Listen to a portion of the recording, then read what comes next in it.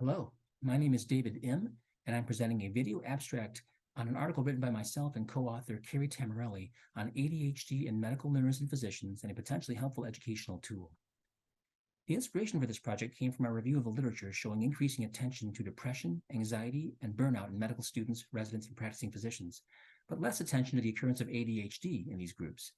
The reported rates of ADHD in medical learners and physicians are low, and they likely reflect underestimates due to fear of stigma or scrutiny on the part of medical learners and physicians about having ADHD, a lack of recognition by medical learners and physicians of having ADHD. Symptoms are often attributed to personality characteristics or other sources. Biases on the part of prescribing physicians for evidence-based treatments for ADHD, like stimulants, when approached by medical learners and physicians, and heterogeneity in the severity of ADHD symptoms among medical learners and physicians. So oftentimes, historically, there could be compensation for these symptoms through high intellectual ability or through the support of professors or significant others, or even the selection of activities that are sufficiently structured to prevent academic, athletic, or social floundering. The consequences of untreated ADHD for medical learners and physicians are likely numerous and significant. In general, half of adults discontinue treatment, including stimulant medications for ADHD, over time due to lack of perceived effectiveness. Accommodation-based interventions are helpful and important, but they don't directly address one critical aspect of medical training and practice, and that is the reading of scientific articles. We'll show that scientific articles contain many features that would pose challenges for medical learners and physicians with ADHD. So, for example, they're often lengthy. We know individuals with ADHD struggle with sustained attention. They're often stated in the third person, thus being less engaging. Persons with ADHD oftentimes have difficulty feeling adequately stimulated because of low levels of dopamine and norepinephrine in the prefrontal cortex.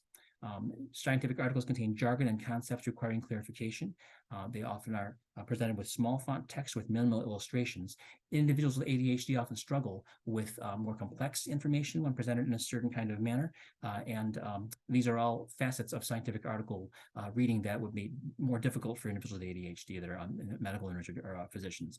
So we propose an innovative educational tool to help medical learners and physicians with ADHD to process, understand, and retain relevant concepts from scientific articles based on the knowledge of areas of challenge for individuals with ADHD, as well as aspects of these articles that can highlight these challenges and make reading of the articles daunting. The 5-minute video summary is an innovative educational tool in which an engaging speaker presents relevant information from the scientific article using a brief PowerPoint presentation shared using video conferencing such as Zoom technology. It uses a limited number of slides, underlining, bolding, and graphics to highlight the salient aspects of the visually presented information.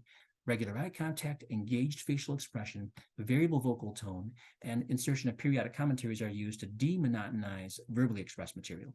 So information is thus presented in both written and oral form, providing visual and auditory engagement of the learner while keeping the session brief to prevent waning of attention.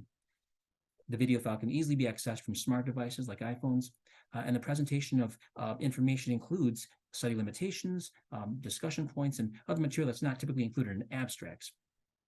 The effectiveness of this tool could be assessed via real-time and cumulative approaches, and those are discussed in more detail in the article. Future research should systematically evaluate the effectiveness of this tool in medical learners and physicians with ADHD.